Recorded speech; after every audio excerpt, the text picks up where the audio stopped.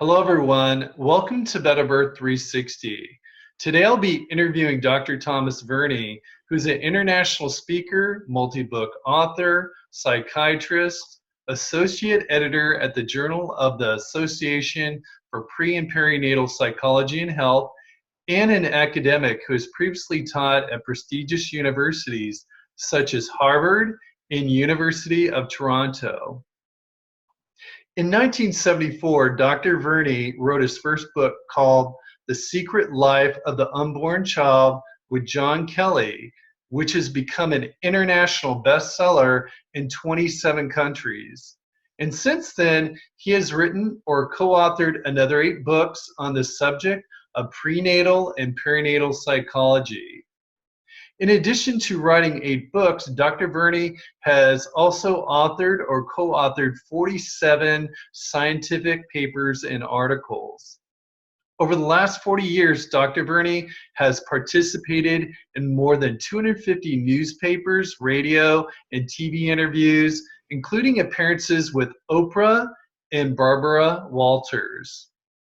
Today, Dr. Verny will be talking about the pre- and perinatal origins of childhood and adult diseases. Before we start our conversation about that, Dr. Verny, if you can tell the viewers a little bit more about yourself and what inspired you to specialize in pre- and perinatal psychology and health, that would be great. Sure, I'd be glad to do that. Well, anything that has to do sort of with one's career is always very complicated, and there are no one-to-one, correlationships. But unless we go back to my birth, which is where everything started, I guess a good place to start is in the 1970s when I was a young psychiatrist, and I was seeing a patient, and in the midst of describing his dream, he started crying like a little baby. And he continued like that for about 10 minutes. And then he sort of came out of it. And I asked him what happened. And he said that he just found himself in a little crib as a little baby crying for his mother. And then, being a somewhat skeptical young lawyer, he said, there's something wrong with this picture, because I've actually seen photographs of myself as a baby, and they were always taken in a blue crib.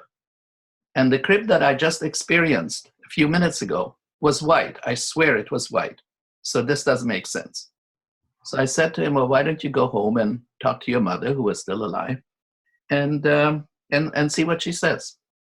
So he came back next week, and he said, this is truly, truly mysterious, but it seems that when I was born, my parents did not have enough money to buy me a crib. And so they borrowed a crib from a relative. And for the first 3 months of my life, I slept in that crib, and that crib was white, not blue. Then they got a blue crib for me, and that's where all the pictures were taken. So, I thought about that a little bit, but as you said in your introduction, I was rather well educated at the University of Toronto. I went to Harvard, and everywhere I went, I was taught that children before the age of 2 don't remember anything. So I sort of wiped that off my mind, and nothing happened for a while. And then one of my friends told me that when she was pregnant with her son, she would always sing a song. I forgot the name of it, but it was from Peter, Paul, and Mary. That was a very popular kind of a folk group in the 60s and 70s. And she said that after her son was born, when he was upset, she would try different songs, different music. Sometimes it settled him, sometimes not. But the song from Peter, Paul, and Mary that she sang to him while she was pregnant always settled him. So, that was the second time I sort of heard that made me think a little bit. And then there were more incidents. I don't want to, waste your time with all this. But there were more and more incidents along the same lines. So I started to read up on it, and I really began to see, and I speak several languages, so I was able to read in other languages what people were writing about previous experiences. And I found out that actually there's no reason in the world from a neurological standpoint why children would not be able to remember what happened to them before the age of 2.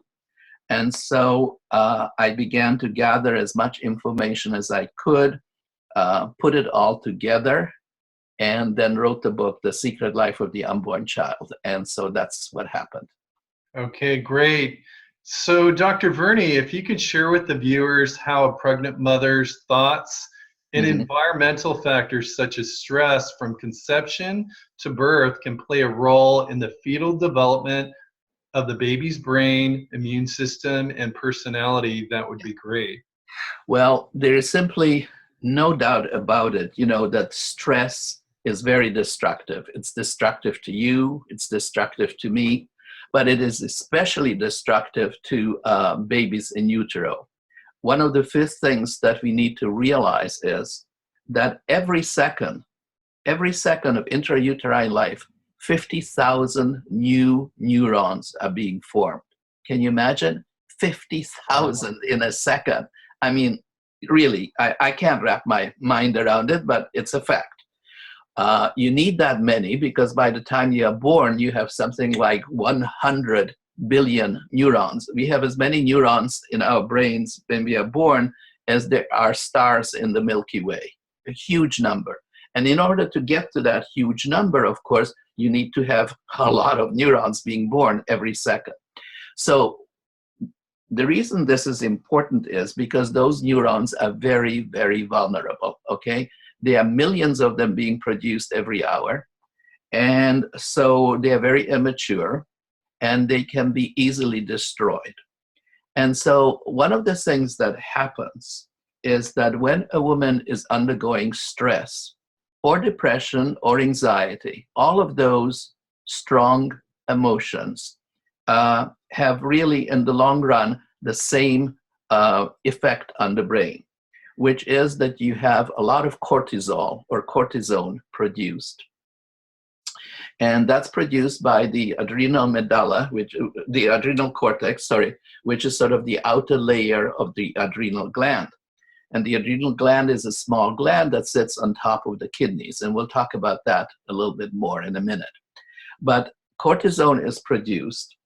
And one of the problems with cortisone, in small amounts, it's just fine. It gets you active. It gets you into the fight-flight kind of position, biologically speaking. In a brain that's just developing, what you have is that you have neurons from the center moving up towards sort of the cortex, towards the outer layer of the brain. Okay, we have 6 layers of neurons in the cerebral cortex. And the one that's outermost is the one that we do most of our thinking with. So what you have is you have all these 50,000 neurons exploding in the middle and moving up towards sort of their destination, which is genetically programmed. So let's assume that you have a neuron in the center of the plane where the brain is just beginning to develop. And it is destined to go from point A to point X. That's its destination, genetically speaking. That's where it's supposed to go. Every neuron knows where it's supposed to go, so to speak.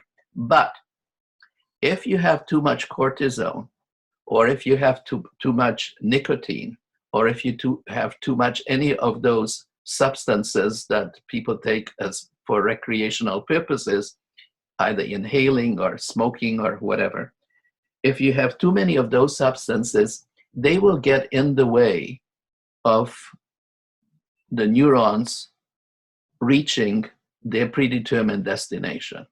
So what you will have is that neuron that we describe as going from A to X does not go to X, okay? It might go to Y, it might go to C or D or anywhere else, but it will not reach X. And so what you have is that you have thousands and millions of neurons which do not reach their predetermined destination. So the original blueprint that was sort of destined genetically for us to have will not happen. So what you will end up, if there is too much stress, and I will define that a little bit more in a second, but if there is too much stress, then it will actually interfere with the wiring of the brain. This is the important takeaway, okay? So that baby will already be born with a somewhat dysfunctional brain. And of course, you know, if your brain is not functioning properly, then your thinking, feeling, behaving, acting, all of those things will be off, right? Right. So the important thing to realize is that stress, one of the worst things that stress can do is to interfere with the wiring of the brain. Okay, so I want to go to another picture and tell you about sort of the two things that happen in addition to cortisone. So the next thing to remember is that the stress pathways, okay, and here we have to get a little bit specific, but the important thing is this. Let's say that you're crossing the street and suddenly a huge truck comes your way. You get scared. And so that both the recognition that a truck is coming my way plus the visual impact of the truck will go to different centers in the brain. Okay, so far? Do you follow? Hello? Yeah, I'm here. Oh, okay. Okay, just wanted to make sure that I'm coming across here. Okay, so now there are two important things in the brain. And again, you know, having a diagram would be really helpful. But for one thing, there's the amygdala, which is where all the new information comes in to the, like it's the gateway to the brain is the amygdala. So the amygdala, when it gets the stimulus that there is danger outside, okay, will send signals, and I'm sorry, I have to be a little bit academic here. It will, but I will explain what I'm saying. It will send signals to the hypothalamus, which will send signals to the pituitary, which will then send signals to the adrenal cortex. This is called the HPA axis. HPA axis, which stands for hypothalamus, H, pituitary, P, and adrenal, A, HPA axis. And so what happens is that the amygdala tells all those different tissues that I've just mentioned to produce various hormones, which then tell the adrenal cortex to produce cortisol. When there is enough cortisone in the blood and the danger is over, everything goes back to normal, okay? And what happens is that there's another structure in the brain which is called the hippocampus, and the hippocampus puts on the brakes when what is called academically homeostasis or balance has been reestablished, okay? So the amygdala stimulates the hypothalamus, the hippocampus puts the brakes on. And so when homeostasis has been achieved, everything goes back to normal and no more cortisone is being produced. Understood? Yes. Okay. Now, if a pregnant woman, though, either experiences acute stress, for example, you have just heard that your father is very ill, or that, you know, your daughter has been in an accident, anything's suddenly frightening, then there will be this outpouring of cortisone for several minutes, perhaps hours. This is bad. Bad in the sense that it's destructive of neurons. Or the other possibility is that the woman is chronically anxious, depressed, worried, stressed, okay? This could be a 16-year-old unmarried young woman who doesn't know whether she will keep her baby or not. She might also, in addition to that, be smoking in order to allay her anxiety. There may be alcohol added to it. So we get into a pretty difficult situation. In all those cases, because we are different from animals, because we can think, we can produce our own frightening scenarios. So we don't need a truck coming down the street for us to produce all this HPA axis stimulation. All we need is our frontal cortex or temporal cortex or any part of the brain producing fearful images, such as, what am I going to do with this baby, okay? And the more this woman worries about it, the more the amygdala keeps pouring into the hypothalamus, which then stimulates the pituitary and the adrenal axis, and you have more and more cortisol being produced. So this is the problem in pregnancy when we are dealing with either chronic or acute stress. So this is really the important information that I wanted to communicate, because this is really absolutely essential. So, Dr. Verny, for people considering having children, what are the most important harmful factors they should avoid before conception and during pregnancy? Well, there's a lot to be done here, we have just spoken about stress. Obviously, that is incredibly important to eliminate as much stress as you can from your life. One of the ways of doing that, of course, is to look at your relationship with the father of the child. All the research in the world has shown that relationship with the father is probably the second most important factor that will influence the way a healthy pregnancy. In other words, the better your relationship with the father of the child, the better your prospects of having a smooth sailing through your pregnancy and the good birth. By the way, the first important factor, again, all the research has shown, the most important factor is the desire for a child. If a woman truly desires to have a child, that is like a protective mantle that you can put on a child. It will really serve that child very well for the rest of his or her life. So wanting a child is very important. Not wanting a child but being pregnant, of course, is not a good thing. Relationship with your husband, like I said, or father of the child is important. The third most important factor is relationship to one's own mother. And so when I talk about these relationships and the pregnant woman realizes that they are not optimal, then this is a good time to really try to fix it, to do something about it.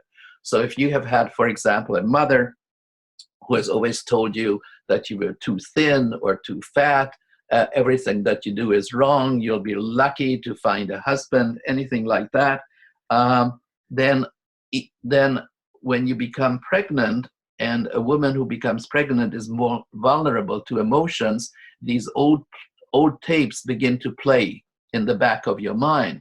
And you start wondering, will I be able to have a healthy child? Will I be able to birth this child properly? So all these negative thoughts come into your mind, which is why I think it's really important to try to resolve your relationships with your husband and your mother, and to a lesser extent with your father. So those first three factors are important. The fourth one is your very own birth. So if, for example, you were a cesarean section, then you may very likely begin to think that since I was a cesarean, I will probably need cesarean section myself. And that is not true at all. There's no reason to assume that just because you were cesarean, your child will need a C-section. But again, if you have those kinds of worries, it's really good to sit down and talk to someone and talk it out and get it off your chest. So, those things. And finally, there are women who have like totally irrational, if you pardon the expression, irrational ideas about pregnancy. There are women who feel that the baby is going to sort of eat them up from within, okay, and destroy their inner tissues, inner organs. Or when the child is going to be born, my husband is going to leave me because, I will be ugly and fat and God knows what. So any of these sort of irrational ideas, which are obviously irrational, need to be talked about. So those are sort of from a psychological standpoint. From a practical standpoint, there are really many, many, many things that you can do.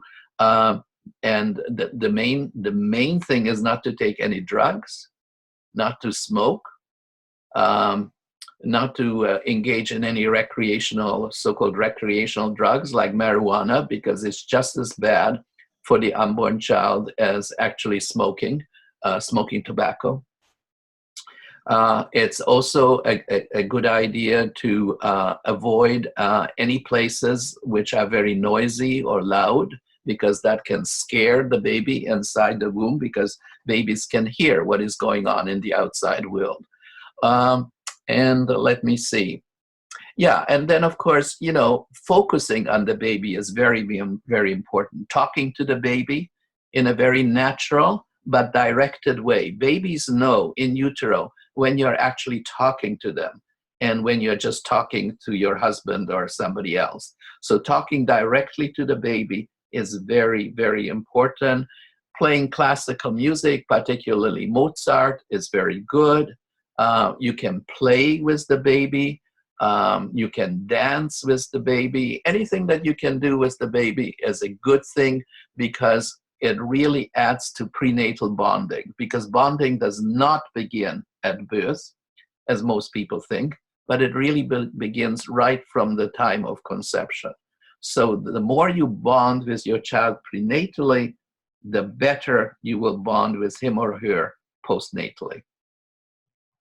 So, Dr. Verny, in your latest book, you mentioned that it's important for people who are considering having children to become aware of what their parents experienced during their gestation. Yes. Why should they do that? And my second question is what would you recommend them to do with that information to prevent passing on any negative personality traits onto their baby? Well, the new genetics, which is called epigenetics, as I'm sure you know, has shown us that although we have a set of genes, those genes, some of them are turned on and some of them are turned off. So there are a lot of switches in our genome, and it is the environment which actually switches those genes on or off. So epigenetics is really the study of how genes are expressed or not expressed as a result of the environment. So you and I talking, or any of the viewers viewing this, their genetics are being changed right now. Not in terms of the genes themselves. The genes remain the same, but switching them on or off is being done right now as we speak. So that our whole genetic component is very much influenced by the environment from moment to moment. We know this now. Also, it has been shown that certain information from grandparents is passed down to parents, is passed down to their children. So we can go back one or two or perhaps even more generations. And this has been shown very, very robustly and persuasively in many studies with mice, but also with people, where, for example, the grandfather, and it seems to be, it has to do with the grandfather, not the grandmother, interestingly enough. So it seems to be passed through sperm rather than the ova. But somehow in the sperm, The genes from the grandfather are passed to the father, are passed to the son.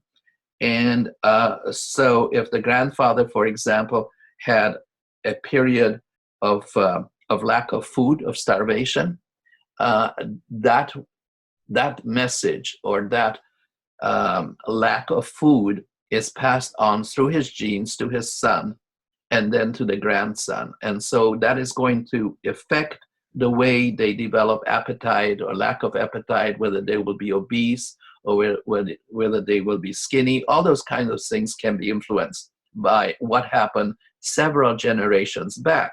So knowing about that, to answer your question, knowing about that is important, because if you know that your grandfather, for example, went through a period of starvation, then that might give you perhaps a better idea about your own diet, so that you would not become obese, because you would have a tendency to become obese if he went through starvation. Dr. Verny, with the rise of recreational marijuana used in the United States and around the world, is there any research that smoking marijuana affects the formation of a normal placenta during pregnancy? And can it contribute to pregnancy complications like preeclampsia? I don't know about preeclampsia, but it can certainly contribute to perhaps other sort of more minor problems, both psychologically and physiologically, in terms of the immune system, for example, in terms of having a greater propensity to develop diabetes and high blood pressure, cardiac problems. Any of those problems, you increase the risk. And so my advice would be very, very, very strongly to warn mothers from smoking marijuana while they are pregnant. It is just as bad as nicotine. Dr. Verny, for couples who are having a difficult time conceiving a child due to having a stressful life, is there any stress reduction techniques you would recommend to help them improve their chances of conceiving a child? Sure. One of the reasons, from a psychobiological standpoint, so to speak, one of the problems with stress is that it constricts smooth muscles which surround the fallopian tube. The fallopian tube, as you probably know, is the tube that leads from the ovary into the uterus. Okay, and that's the passage through which the sperm has to travel in order to impregnate the ovum, which is coming down the fallopian tube. The sperm is coming up, and they meet about halfway. Okay. If the fallopian tube is closed, I mean, it is incredibly small in circumference to begin with, so it can very easily shut down. So when the smooth muscles contract due to stress, because of the adrenaline that's also being poured out, no sperm can get through. So it's one of the contributing factors. I'm not saying it's the only one, but it's one of the contributing factors why women who are stressed have so much difficulty conceiving. And I'm sure you have heard stories, and I know they're only stories, but boy, there are a lot of them around, where let's say a family adopts a child. They stop trying hard, every week, every month, whatever, to have a baby. They give up trying. 3 months later, they're pregnant because they relaxed, okay? They're not working at becoming pregnant again, right? So that makes a huge difference. So yes, my advice is for women who want to get pregnant, absolutely decrease the stress in your life. And of course, no smoking. And also, if you're obese, lose weight, because obesity interferes with conception. And do things that you enjoy. I mean, there are some There are some people who enjoy doing yoga. There are other people who enjoy running. Certainly listening to classical music is something that I highly recommend. Also, perhaps visualizing getting pregnant, visualizing carrying a baby inside of yourself can make a difference. I don't know how these things work, but I know it can make a difference. So I would say all those things would be helpful. Yeah, and I just want to add one thing to that. I'm Yes. an avid hiker, Oh uh, yeah. and Psychology Today did a study, Yeah. and they did MRI on the prefrontal, the frontal cortex, Yes. Yes. people that had a lot of stress and it was very active. They Yes. have obsessive, worry, Mhm. pensiveness, and stuff like that. So they saw it was really Yeah. active. And then Yeah. after they went for a hike and then they went back into the MRI, Yeah. it was significantly less activity. Absolutely. So, yeah. Any kind of exercise, uh, decreases stress, and it increases neurogenesis, the birth of new neurons in the brain. So exercise, whatever works for you, whether it is hiking or walking or swimming or basketball playing, whatever. Any kind of exercise is really, really good for you. So, Dr. Verny, for birth professionals who have pregnant clients that are experiencing acute stress, such as a death of a loved one, or loss of a job, or a single mother constantly worried about how she will support her child that she's carrying, Mhm. what are some great ways for birth professionals to help their clients to reduce her stress hormones that can negatively affect the baby? Well, for birth professionals, it's really, really, really important to ask the right kinds of questions. Let's say, they probably only see the mother. Very rarely will they see both the mother and the father of the child. But if they just see the mother, first of all, then it's very, instead of just asking her how she's doing in her pregnancy and then measuring her blood pressure and her weight gain, and saying goodbye, I will see you in 2 weeks. They really have to ask her, what is she thinking about the baby? What are her plans for the baby? Is she prepared to have this child? Did she want to be pregnant? Are there any problems with the husband? Are there any financial problems, any health problems? You have to be a lot more specific to really get to the, to a deeper level of understanding the person that you're trying to treat. So, superficial questions will get superficial answers, and you're not going to drill down to the real problems. And if the husband also appears, I think one of the things that is really interesting is to ask them both, if they don't know yet the sex of the child, what sex of child would they want to have? And if the mother says, well, I would like to have a daughter, and the husband says, I would like to have a son, we may have a bit of a problem here. And if the husband is very much opposed to having a girl, I don't know I don't know what to do as a girl. I have had no sisters. I only have one brother. Then these people need to be talked to, and he needs help because it might be a girl, right? Also, some people have definite ideas. You would be surprised, what they want their children to become. Like, I want my son to become a hockey player, for example, a father might say, right? And the kid is not interested in hockey. Okay, by the time he's 6 years old, he's writing poetry. And the father will hate him because, he's a mamby-pamby or something like that. So if one can prevent, these things from happening later on in life, you're really doing a good job. Like, this is truly primary prevention. You have to work at these things during pregnancy, not afterwards. It's too late afterwards.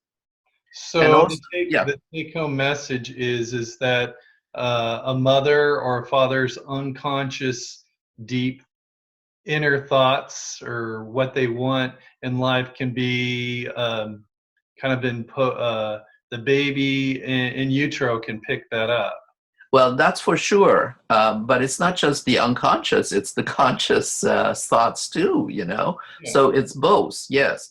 I mean, you know, there have been studies done on mothers, not fathers so much, but mothers who were ambivalent about their children, and mothers who actually rejected the pregnancy, and mothers who wanted to be pregnant. And, you know, the outcomes are totally logical. You know, the mothers who rejected their pregnancy outright and really wanted to have an abortion, but were not allowed for some reason, let's say, to have an abortion, they're the ones who have children with the largest number of side effects, you know, the biggest mortality, the biggest morbidity. So they're the sickest children, and they are most likely to die early on in life. No, I'm not talking about huge numbers, okay? I'm not talking about 90 out of 100 or anything like that, but small numbers, okay? So let's say out of 100, perhaps 5 children will be affected in a negative way. Ambivalent mothers who are not quite sure whether they want to be pregnant or not pregnant, they have sort of an intermediate position with their children. So, you know, fewer of them will be affected. Whereas the mothers who really, really want to be pregnant, look forward to having a child, have the healthiest children. It doesn't take a genius to figure this out, but you needed to have research to prove it, because that's how our life works. You know, we depend on research. Dr. Verny, what's your thoughts on internet sites that are advertising the use of marijuana as a treatment for nausea that often accompanies pregnancy, especially during the first trimester? Is there any evidence or reports out there that shows prenatal, cannabis exposure can impair their child's abstract or visual reasoning? Or I think so. Yes, I think there is. I think there is research on that. Yes, there is, and I don't think that is good advice. I think all the research shows that whatever you inhale, whatever you eat, drink, and think about, also all of those things affect the child. Okay, they all affect the child. You know, you have your placenta, you have the umbilical circulation. Everything that goes into the body of the mother goes into the body of the child. Okay, there's no filter that filters out, the bad stuff from the good stuff. And of course, because the child is so small, and as I explained at the beginning, because so many new cells are being produced all the time, the child is, 100 times more vulnerable to those toxic substances than the mother. So please tell your listeners not to smoke marijuana when they are pregnant. And the same for the father and the mother before they get pregnant, okay? Because even at conception, if they smoked, there is a small risk that it may affect the baby. And there was a report out there, I just want to mention this too, is that it can cause poor performance in reading, spelling, and academic achievements too. Yes, and that's because of the amygdala that I mentioned at the beginning. The amygdala is the part of the brain which is most affected by all of these toxic substances. And, that's where all the learning happens, all the new information comes in. So when that deteriorates even a little bit, then less information comes into the brain. You're not as good at learning, and you're not as good at remembering things. So your whole sort of intellectual, cognitive ability goes downhill. Okay, so this leads into my next question is, let's talk about food and pregnancy. Okay. Is there any studies out there that suggest children born to women who overindulge in junk food during pregnancy and in early childhood have a significant increased risk for poor mental health, including anxiety, depression, and behavioral problems such as tantrums and aggression? The answer is yes. Yes, definitely. I said, when we were discussing getting pregnant, conceiving a child, how important it would be to lose weight. And obese mothers definitely negatively impact the baby. in all the ways that you have just mentioned. Yes, definitely. Okay. And I want to bring a topic up about that, because when I'm traveling around conducting my acupressure comfort measure workshop Yeah. for birth professionals, and I go into lower income areas and they're Yes. not really affluent, I Yes. see nothing but junk or fast food restaurants available and not enough healthy choices for pregnant moms to eat at. I think everyone has a right to eat what they want, but they should be aware of how eating junk or fast foods can negatively impact the baby and the child's health and increase the risk of having behavioral problems. So, Dr. Verny, for the viewers that would like to learn more about the topic we discussed today, do you have any books, webinars, workshops, conferences on this subject? And if so, where would you recommend them to get this information? Well, on the internet, I would recommend that they go to birthpsychology.com. Birth, B-I-R-T-H, psychology, one word, birthpsychology.com, which is the official website of APA, the Association for Pre- and Perinatal Psychology and Health. And that is a terrific website. APA has a journal. They also have lots and lots of information about pregnancy. And they also give courses for health professionals as well as just pregnant mothers. So it's a great website. Then there's my own website, which is called T for Thomas, R like Robert, Verny, V-E-R-N-Y, .com. And that's my own website, and it gives you an idea of the books and papers that I've written and stuff like that. So those two I would recommend. And then of course, they're on birthpsychology.com, you'll find all kinds of publications and books that might be helpful, including my own. Okay, great. Dr. Verny, thank you for chatting with me and also sharing your insights with us on the pre and perinatal origins of childhood and adult diseases. It was a pleasure. You're welcome. Thank you.